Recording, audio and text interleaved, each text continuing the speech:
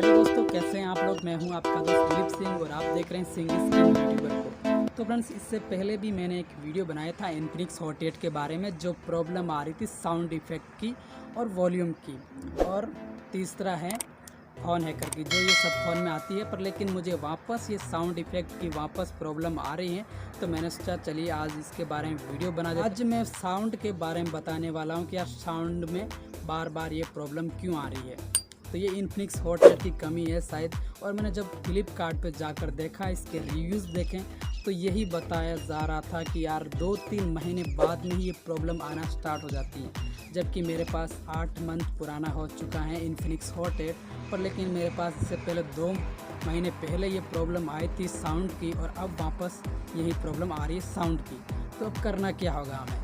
करना कुछ नहीं है फ्रेंड्स, आपको इसको फैक्ट्री डाटा रीसेट मारना है। फैक्ट्री डाटा रीसेट एक होता है रीसेट और एक फैक्ट्री डाटा रीसेट। इसमें ज़्यादा कुछ अंतर नहीं है, पर लेकिन आप फैक्ट्री डाटा रीसेट मारेंगे तो आपकी साउंड की जो क्वालिटी है वो 100% हो जाएगी। क्योंकि मैंने चेक किया कि यार 2 महीने पहले जो प्रॉब्लम आई थी मुझे वही प्रॉब्लम आज वापस आ गई। तो मैंने वापस फैक्ट्री डाटा रीसेट किया और वापस सही हो गया। तो यार इन्फिनिक्स हॉट 8 में ये कमी मुझे लग रहा है कि ज़्यादा आ रही है। इसको सही करना चाहिए कंपनी को।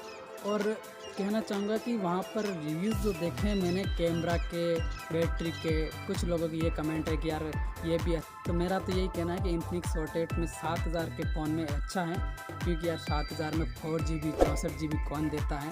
तो ये सबसे अच्छा फ़ोन है। तो लेकिन साउंड की और वॉल्यूम की ये इसमें कुछ प्रॉब्लम आ रही है, उसको सॉल्व। फ्रेंड्स, आज की वीडियो में बस इतना ही।